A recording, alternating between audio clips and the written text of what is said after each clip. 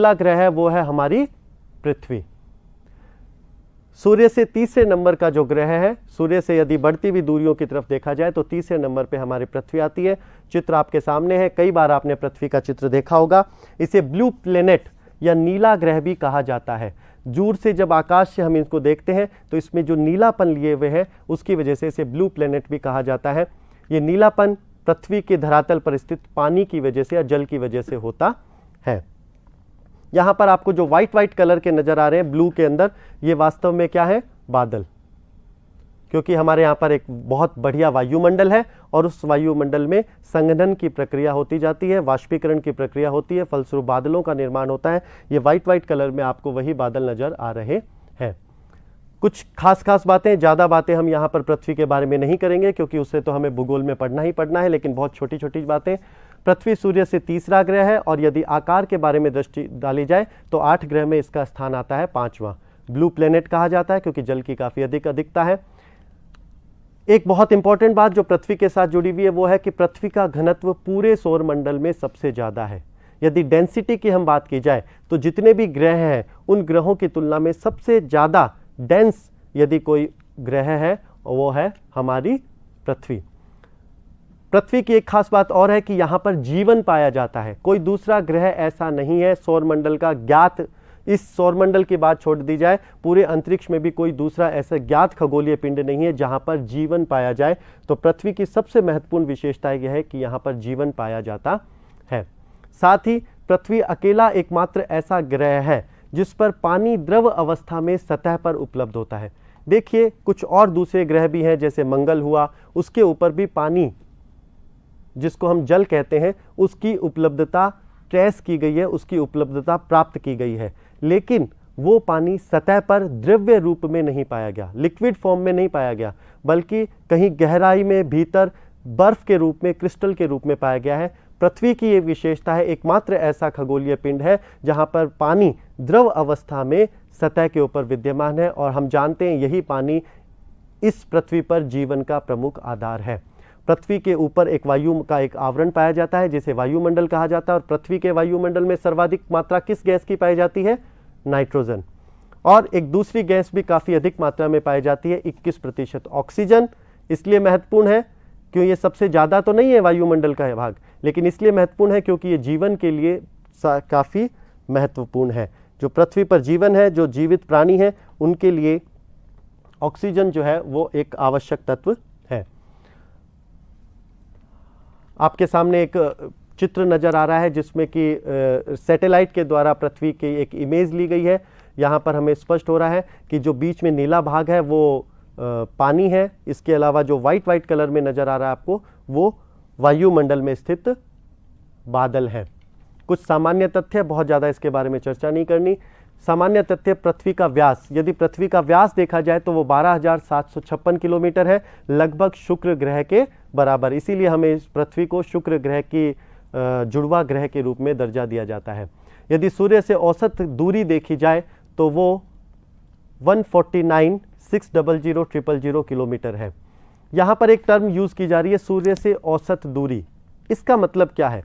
इसका मतलब ये है कि क्या पृथ्वी और सूर्य के बीच की दूरी परिवर्तनशील है, क्या उसमें परिवर्तन होता रहता है? तो देखिए यहाँ पर एक इंपॉर्टेंट चीज,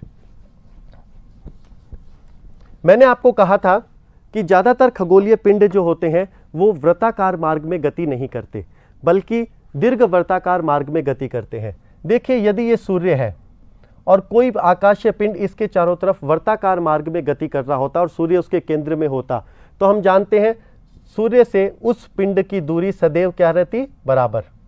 इसलिए ये शब्द यूज करने की आवश्यकता नहीं थी, औसत दूरी, क्योंकि सब जगह दूरी जब बराबर है तो औसत दूरी निकालने की आवश्यकता ही नहीं है।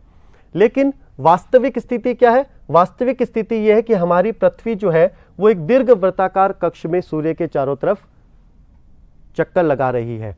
ये कभी तो सूर्य के काफी अधिक निकट आ जाती है और कभी सूर्य से काफी अधिक दूर चली जाती है। इसलिए यहां पर जो टर्म यूज किया गया वो है सूर्य से औसत दूरी। यदि औसत तापमान देखा जाए तो 15 डिग्री सेंटीग्रेड, औसत तापमान पृथ्वी का जो है वो 15 डिग्री सेंटीग्रेड है। यदि आप शुक्र ग्रह से इसकी तुलना करें तो वो 400 से भी ज़्यादा था, 478 डिग्री सेंटीग्रेड। यही कारण है कि सूर्य जो है शुक्र के नज़दीक होने के बावजूद, आकार में उसके बराबर होने के बावजूद भी यहाँ पर जीवन है, क्योंकि हमारे यहाँ का जो तापमान है वो जीवन के लिए काफ़ी उपयुक्त है, 15 डिग्री सेंटीग्रेड। घूर्णन काल, घूर्णन काल का मतलब अपने ही अक्ष पर घूमना, अपने ही अक्ष पर एक पूरा चक्कर लगाने में लगने वाला समय हमारी पृथ्वी के लिए हम जानते हैं 23 घंटे 56 मिनट, लगभग 24 घंटे। और उसे क्या कहा जाता है, एक घूर्णन काल को एक दिन, इसलिए हमारे यहाँ पर दिन क्या होता है, लगभग 24 घंटे का, क्योंकि पृथ्वी अपने अक्ष पर घूर्णन कर लेती है 23 घंटे 56 मिनट में। परिभ्रमण काल, परिभ्रमण काल का मतलब पृथ्वी के सूर्य के चारों तरफ चक्कर लगाने में लगने वाला समय, वो है 365 सही 1/4 दिन, जिसको कि हम एक वर्ष के रूप में कहते हैं।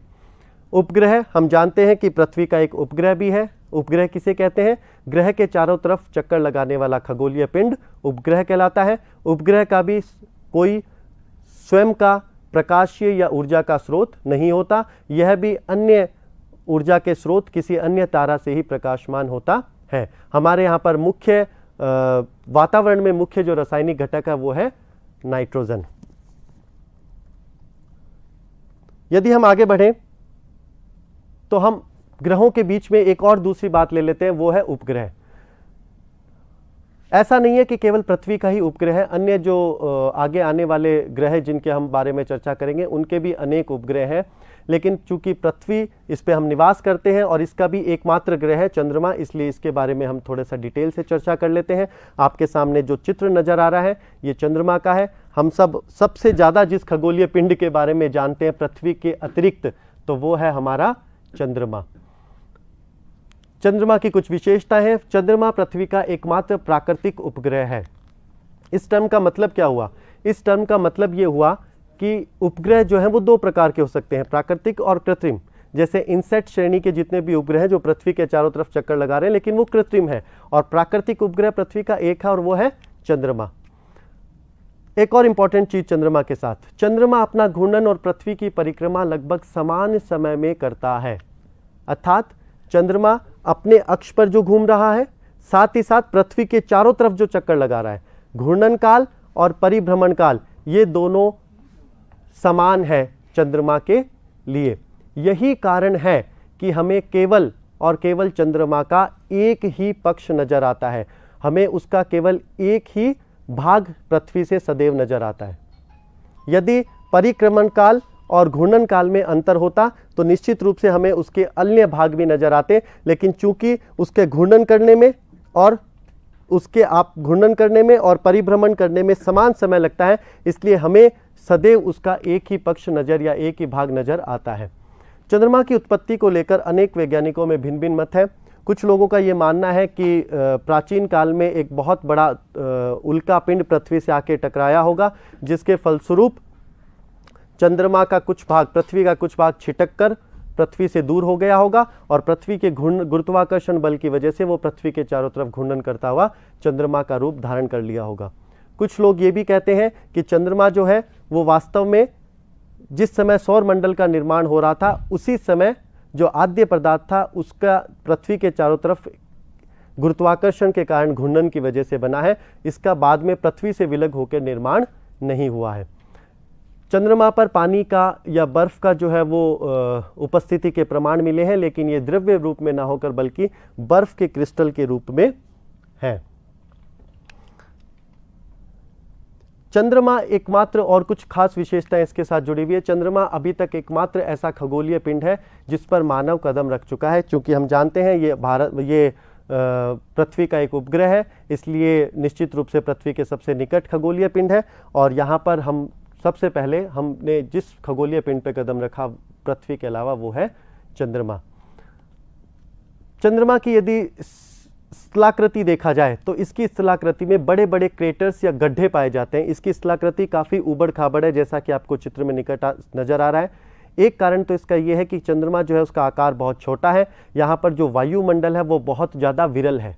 विरल वायुमंडल होने की वजह से जो बाहरी आकाशीय पिंड, जिनको हम उल्का या उल्का पिंड के रूप से जाने जाते हैं, आगे हम देखेंगे, वे इसकी सतह तक आसानी से पहुंच जाते हैं और उस इम्पैक्ट की वजह से जो बड़े बड़े गड्ढ बन जाते हैं, खड्डे बन जाते हैं, उन्हें क्रेटर्स कहते हैं। तो इसके जो धरातल जो है उस पर मुख्य रूप से ये खड्डे या क्रेटर्स ही विकसित होते हैं।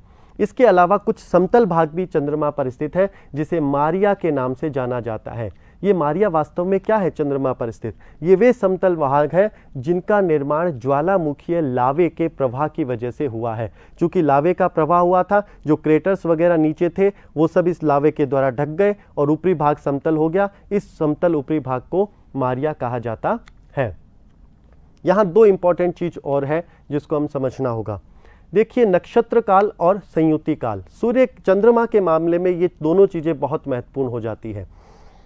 देखिए, मैंने अभी आपको कहा था कि चंद्रमा दो प्रकार की गति कर रहा है अन्य खगोलीय पिंड की तरह। एक तो अपने अक्ष पर घूर्णन कर रहा है और दूसरा पृथ्वी के चारों तरफ परिक्रमा भी साथ ही साथ कर रहा है। देखिए, मान लीजिए ये हमारी पृथ्वी है और ये चंद्रमा का परिक्रमण काल पथ है, पूरा का पूरा परिभ्रमण पथ। यहां पर एक बिंदु स्थित है और ये बिंदु यहां पर स्थित है। ये ए बिंदु है और ये बी। यदि हम पृथ्वी जो चंद्रमा है उसके घूर्णन को कंसीडर नहीं करते हैं और बहुत दूर खड़े होकर एक स्थिर तारे से यदि इस पूरी प्रक्रिया पे नजर डालें तो परिभ्रमण क्या होगा कि यहां से स्टार्ट करेगा ये चंद्रमा और पृथ्वी का एक पूरा का पूरा चक्कर लगाते हुए जब तक वापस अपनी इसी स्थिति तक पहुंच जाता है तो उसे हम कहते हैं परिभ्रमण काल, जो सामान्य दृष्टिकोण से होता है। इस पूरी प्रक्रिया में जो समय लगता है वो समय लगता है 27.3 डेज। पृथ्वी के दिनों के हिसाब से 27.3 दिनों में चंद्रमा वापस अपनी उसी स्थिति पर पहुंच जाता है। तो ये एक परिभ्रमण काल हुआ, इसे कहा जाता है नक्षत्र काल। इस परिभ्रमण काल को नक्षत्र काल कहा जाता है। लेकिन एक दूसरी टर्म भी चंद्रमा के परिप्रेक्ष्य में कहा जाती है, वो है संयुति काल। अब आखिर ये संयुति काल क्या है? जो कि 29.5 दिन है।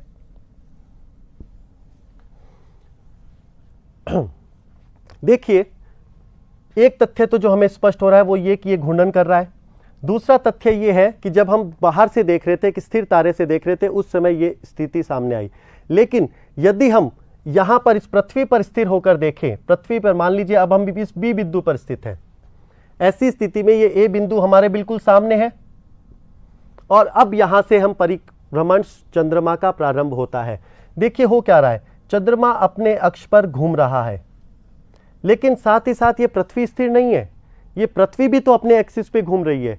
इसलिए जब चंद्रमा को यहां से घूमकर वापस यहां तक आने में 27.3 दिन लगे, ऐसी स्थिति में पृथ्वी भी अपनी एक्सिस पे थोड़ा सा और आगे खिसक गई सूर्य के परिप्रेक्ष्य में। ठीक है, इसका घूर्णन तो हो ही रहा है, लेकिन ये पृथ्वी भी सूर्य के चारों तरफ एक बड़े वृहद उसके अंदर ये घूर्णन कर रही है।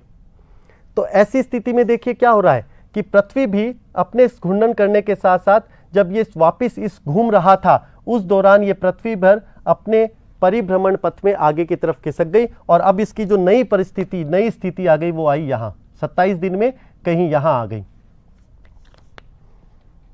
ये स्थिति नंबर 1 और ये स्थिति नंबर 2। देखिए पहले स्थिति क्या थी कि जब चंद्रमा और ए और बी बिंदु बिल्कुल एक दूसरे के सामने थे, लेकिन अब चूंकि पृथ्वी आगे खिसक गई इसलिए ए और बी बिंदु दोनों एक दूसरे के सामने नहीं है। और यदि इनको आमने सामने करना है तो क्या करना होगा, ये जो दूरी जो एक्स्ट्रा बच गई इसको भी इस चांद को आगे, चंद्रमा को आगे चल के तय करनी पड़ेगी, जिसमें उसे थोड़ा सा एक्स्ट्रा टाइम लग जाता है, वो है 29.5 दिन टोटल। कुछ एक्स्ट्रा टाइम उसको लग गया। ये जो एक्स्ट्रा टाइम लगता है इसे ही, ये जो नया जो है 29.5 दिन का, इसे ही कहा जाता है संयुति काल। अब इस संयुति काल की विशेषता क्या है? देखिए आप लोगों को पता होगा हमारे यहाँ पर कि चंद्रमा में कलाएं पाई जाती है भिन्न भिन्न, पूर्णिमा से लेकर अमावस्या तक, फिर अमावस्या से लेकर वापस पूर्णिमा तक। पूर्णिमा का मतलब क्या हुआ, थोड़ा सा वो समझे, क्योंकि ये पृथ्वी से काफी जुड़ी हुई घटना है। इसलिए पूर्णिमा का मतलब ये होता है कि जिस समय हमें चंद्रमा पूरा चमकता हुआ नजर आता है, और अमावस्या का मतलब जब चंद्रमा हमें बिल्कुल नजर नहीं आता। मान लीजिए ये हमारी पृथ्वी है, ये सूर्य है, और यदि चंद्रमा यहां पर है तो ये स्थिति कौन सी होगी? अमावस्या वाली। क्यों? क्योंकि जो सूर्य से आने वाली विकिरण है उसको पृथ्वी ने रोक लिया, चंद्रमा तक जाने नहीं दिया। और हमें जानते हैं कि चंद्रमा के स्वयं के ऊष्मा का कोई स्रोत नहीं होता, प्रकाश का स्रोत नहीं होता, इसलिए चंद्रमा हमें चमकता हुआ नजर नहीं आएगा और वो स्थिति अमावस्या की स्थिति होगी। एक अमावस्या की स्थिति से अगली अमावस्या की स्थिति कब आएगी? जब ये इसकी तरफ वापस घूमना स्टार्ट किया तो कुछ कुछ दिखना चालू हो गया, क्योंकि कुछ थोड़ी बहुत रोशनी पहुंचने लगी। घूमता घूमता घूमता जब ये यहां आ जाता है चंद्रमा, तो हमें फिर पूरा वो जो है स्पष्ट रूप से नजर आने लग जाता है। ये जब वापस यहां पर घूमकर आएगा तो इसका तो 27.3 दिन पूरे हो गए। लेकिन देखिए हो क्या रहा है, हो ये रहा है कि उस दौरान पृथ्वी जो बिल्कुल सामने वाला हिस्सा था वो थोड़ा सा यहां तक आ गया, इसलिए इसको कुछ एक्स्ट्रा मूवमेंट करना पड़ा।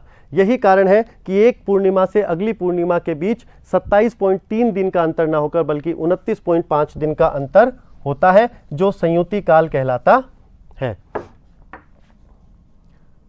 कुछ तथ्य जो चंद्रमा के साथ जुड़े हुए हैं उनके बारे में हम चर्चा करते हैं। चंद्रमा का जो औसत तापमान है वो -17 डिग्री सेंटीग्रेड है और यहाँ पे मुख्य रासायनिक घटक के रूप में हाइड्रोजन का इस्तेमाल किया जाता